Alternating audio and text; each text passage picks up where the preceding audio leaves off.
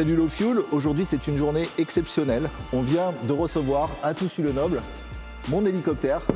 Alors évidemment vous le connaissez plus par son immatriculation Fox Hotel Alpha Novembre Golf. Ça c'est son serial number 10348. Ici on le connaît tous à force de remplir les papiers. Pour ceux qui ne savent absolument pas de quoi je parle, dans cette boîte, il y a un hélicoptère. C'est mon hélicoptère. Et il y a plus de 2 ans qu'il a été accidenté, le 16 novembre 2019, exactement sur le tarmac qui est juste derrière nous, lors d'un vol d'instruction qui a mal tourné. Selon les mécanos de cet atelier, il est assez rare que les propriétaires assistent eux-mêmes à l'ouverture de cette caisse. Je n'aurais raté ça pour rien au monde après toute cette attente et tous ces ennuis. Et puis on va essayer de faire ça un petit peu symbolique. On va couper le cordon ensemble. Merde! Low Fuel.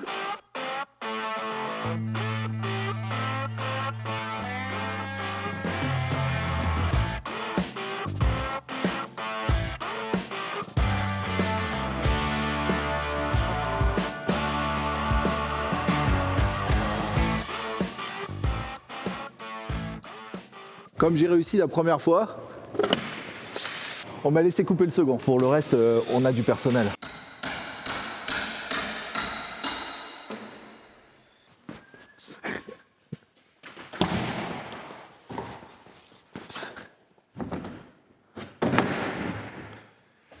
Il est bleu navy.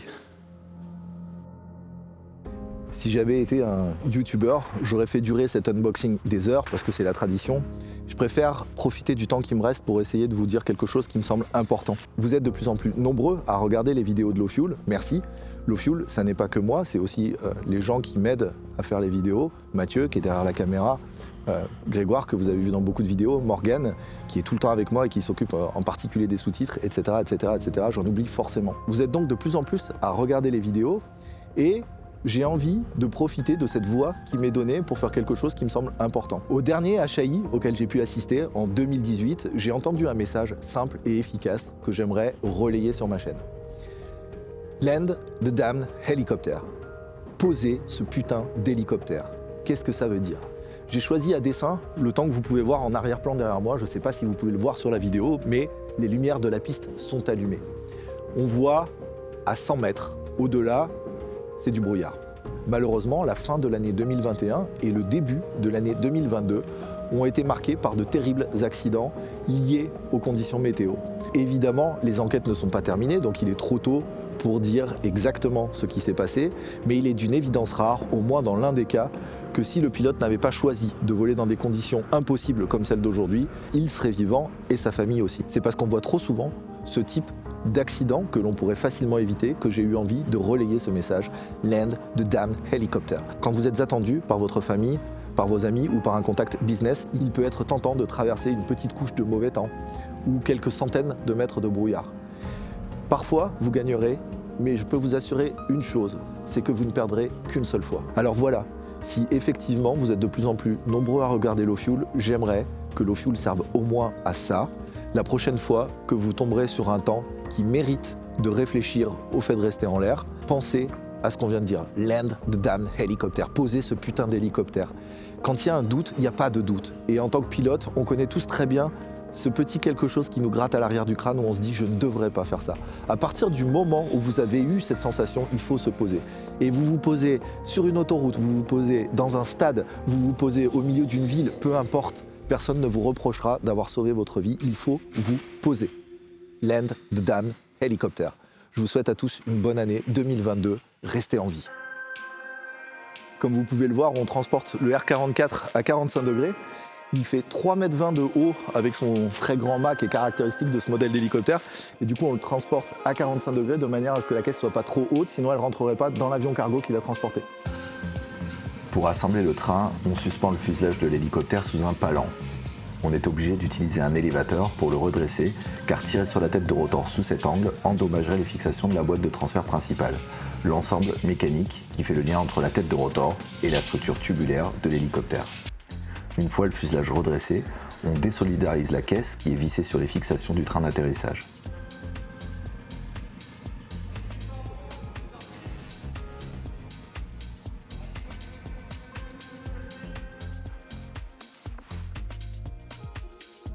La fixation du fuselage sur le train d'atterrissage peut sembler frêle quand on sait que le R44 pèse 1134 kg à masse max.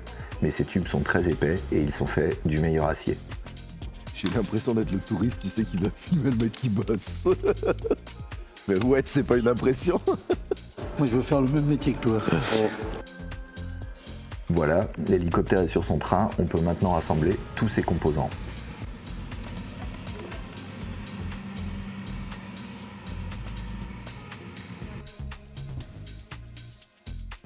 La queue, les pales et le rotor anti-couple sont transportés dans une seconde caisse.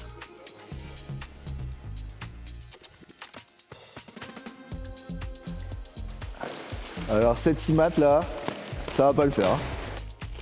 Elle est énorme. Ici, on voit l'extrémité de l'arbre qui transmet le mouvement de la boîte de transfert principale à la boîte de transfert auxiliaire. La queue est fixée par les 4 boulons qu'on aperçoit sur cette structure tubulaire. La pièce en croix qu'on voit ici s'appelle un flextor, c'est une forme de cardan. Le plan vertical et le plan horizontal sont livrés d'une seule pièce qui est attachée sur la queue par 2 boulons. Ce tube rouge et blanc sert à avertir de la présence du rotor anti-couple. Un hélicoptère, c'est comme un cheval, on le contourne par devant, sinon ça peut faire très mal.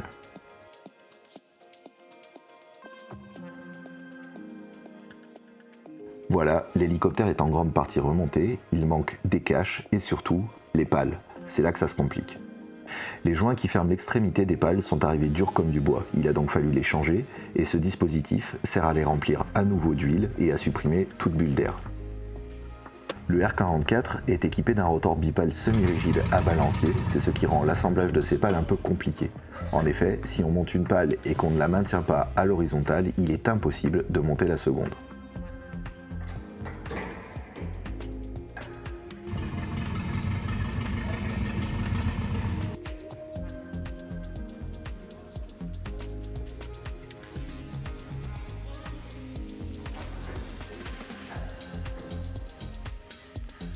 Le serrage de l'écrou qui tient les pales est particulier.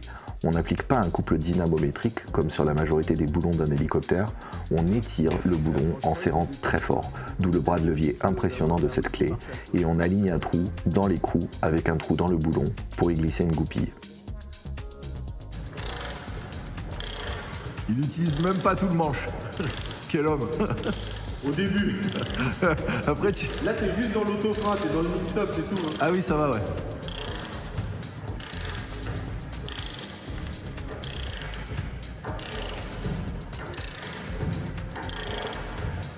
C'est vraiment le boulon qu'il faut choyer, celui-là. Et... C'est là que ça commence à devenir sérieux. Ouais, c'est là où ça va serrer. Attends, vas-y.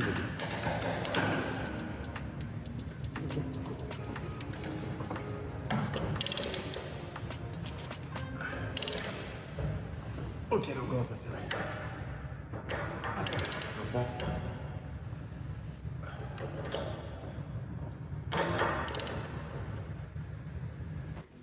On fixe les biellettes de pas et le rotor est entièrement assemblé.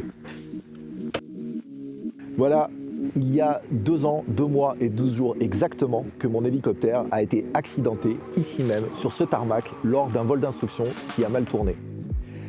Après de nombreuses péripéties, il est à nouveau en état de voler. Je voudrais remercier Gérald, Bruno et Sébastien, les employés de l'atelier de maintenance, sans qui cette vidéo aurait été impossible. Et maintenant, ceux qui regardent les vidéos jusqu'au bout vont être récompensés. Pour fêter le retour de mon hélicoptère, j'ai décidé d'inviter 9 d'entre vous à voler avec moi sur cette machine. Pas tous ensemble bien sûr, il n'y a que 4 places. 4 d'entre vous sont déjà identifiés, ce sont ceux qui ont choisi de soutenir mon crowdfunding en prenant le vol avec moi sur le Cabri. Antoine, Gaël, Sébastien et Johan. J'ai souhaité les récompenser de leur soutien en les invitant à voler avec moi. Si vous souhaitez faire partie des 5 autres abonnés qui auront la chance de voler sur le Fox Hotel Alpha Novembre Golf avec moi, c'est très simple. Rendez-vous sur la page Facebook de Low Fuel, sur le post dans lequel j'ai partagé cette vidéo. Tous les détails y sont pour participer. C'était Low Fuel depuis le Fox Hotel Alpha Novembre Golf qui est enfin revenu. Et bien sûr, dans la prochaine vidéo, je vous le présenterai en détail et vous m'accompagnerez pour mon premier vol dessus. À bientôt.